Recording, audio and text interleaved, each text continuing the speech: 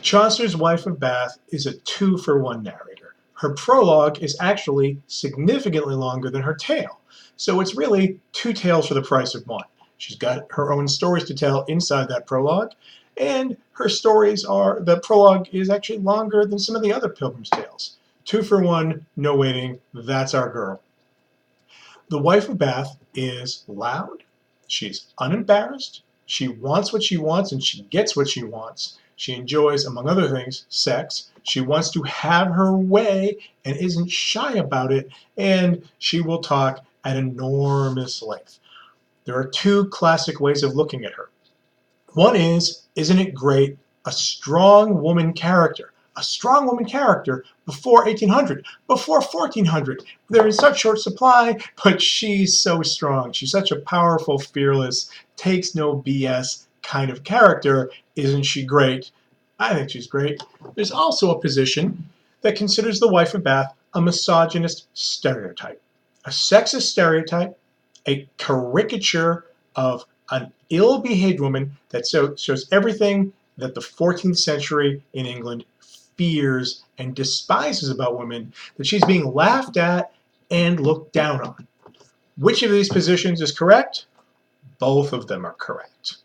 She is both a strong woman, a strong female character we can enjoy, and she is a caricature of a bad woman. Not for nothing, her worthless husband number 5 has a book about wicked women, and he certainly thinks she qualifies, which is why she tears his book and he hits her.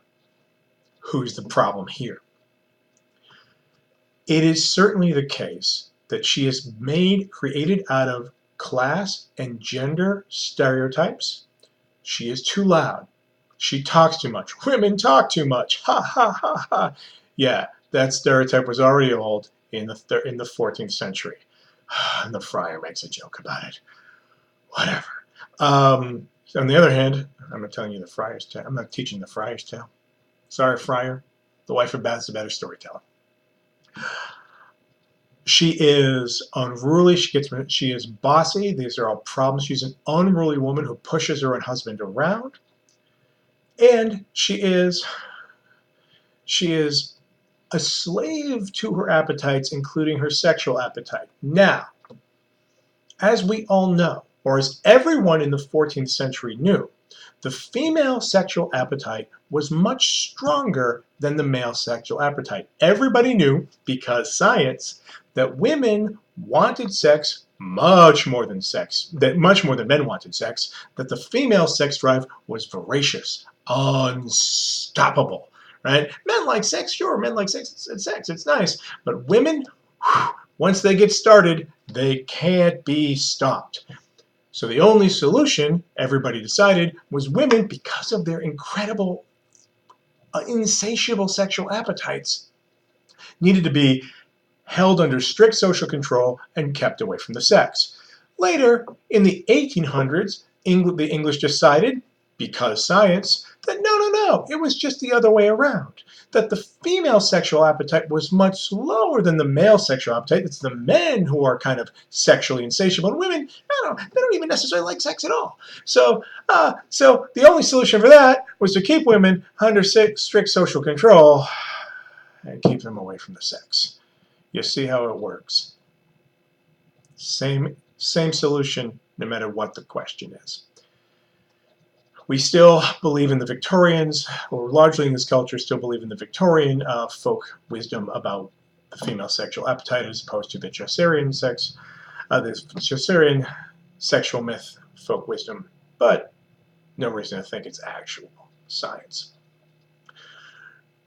The Wife of Bath is sexually insatiable because that's how women are. It's a misogynist trope, and it goes with a sexist idea that women are weaker intellectually, have less emotional control, and so are slaves to both their emotions and their appetites.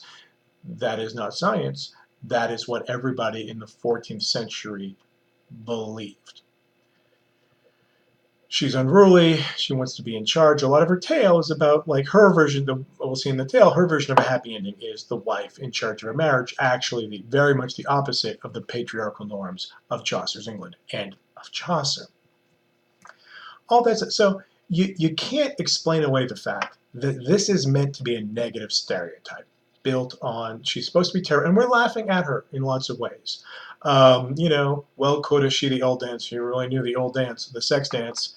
We're going to slut shame her. We're going to make her loud and obnoxious, and she is meant to be laughed at.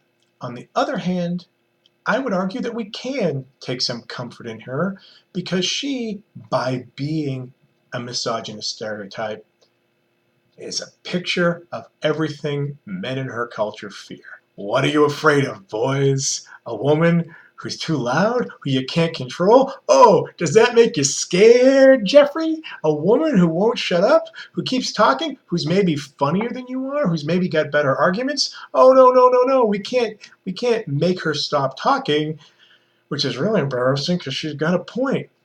That she's pushy and she gets what she wants. Oh no, what will we do? And oh my God, she likes sex. Eek! Who's afraid of that? Well, men who maybe fear that they won't be able to satisfy the wife of Beth's sexual appetites. She's been through 5 husbands. How did she go through 5 husbands? She wore them out. She wore them out. She rode them till they broke. I mean, they started older, they get younger and younger. She's down to Janikin, who's her young, hot, awful, domestically violent one. But, she wore them out because she talks about her being paid her duty, what they owe her, that she imagines marriage as involving a sexual debt, not just from the wife to the husband, but from the husband to the wife, that they owe her, they've got to pay up. She wants what she wants. She's been owed it. Give mama some sugar. It's payday. And yeah, she has ridden 4 husbands right into the grave. And, when number 5 goes, she's ready for the 6th. She tells us herself. The wife spends a lot of her prologue arguing for why this isn't wrong, and for arguing against a particular church teaching that suggested that chastity, that celibacy, was spiritually superior to sex even in marriage. Not the question of sex outside marriage, and everybody, the narrator and the wife herself, seem to admit, yeah, she's had some sex outside marriage, but her question is, what's so wrong with sex inside marriage? Isn't it permitted? Why am I not allowed? How many husbands am I allowed? Give me an answer here. The position, according to from the epistles of St. Paul, which she quotes, that it's better to be married than to burn, says that it's best to be celibate, to be a virgin your entire life. Second best, a distant second best in the teaching of the 14th century. Okay, then if you can't control yourself, rather than have sex outside marriage, okay, get married.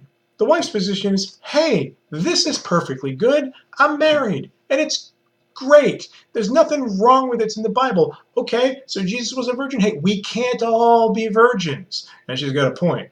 We can't all be virgins, or not for more than one generation. Look, I live near a former Shaker colony, a religious group that didn't have any sex. They're not here anymore. The real estate was up for grabs. They're gone. Because we can't all be virgins. Right from the beginning, she opens her prologue saying, experience, though there were no authority, though nuna authorite, is enough for her. She wants to prioritize experience, her lived experience, over authority, teachings that come down traditionally handed up from authors, from learned authorities. And that's true, she's talking about her experience. First of all, she speaks up for, here's my life experience. She is right that authority in a patriarchal and sexist culture is never going to serve her. She's not going to find various church fathers to back her up in a book because they're the church fathers and they're on the men's side. So she wants to privilege her life experience. Let me tell you how I actually live in the world.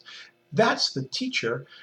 But then the wife is a wonderful Christianity jailhouse lawyer, where she's turning around, she's arguing in a fairly detailed way with specific religious teachings and breaking them down. She's quoting the Bible, she's quoting various other authorities. What's brilliant about this is she is normally locked out of the Bible and all those learned authorities because they're all in Latin. The wife is an English speaker. She hasn't been educated in Latin. She's not in the class or the gender that would be taught Latin, which means before the Protestant Reformation, the Bible, the Bible is not in English. She can't read it. She quotes it, or she quotes passages from it that have been quoted to her. She quotes other learned authorities, and she's got to turn around to spin them on her head, and she's got to make a case for that, like, look, like sex inside marriage is perfectly good. And I have a debt, and she will pick out Bible passages and turn around like, what it says, what a man owes his wife. Well, I am owed, so pony up. Near the end of her prologue, she's told the story of how her terrible fifth husband Jim. He's got a book of bad women. He is a clerk, and he's an academic, and he's got his book of sexist religious teachings. The Against Jovinian treatise that he's reading from this part of his collection is selected in the back of your book. It's in the back. It's behind some details. And she actually stands up for herself and tears a page out of the book because the book isn't on her side. And then he hits her, but then he feels bad. The wife lives in a very physical world where she is a religious person. She's the pilgrim of pilgrims, but she also lives very much in her body and in lived experience, and on a very personal, things happen on a very personal, concrete level for her. So let's carry that over to how she tells her particular tale.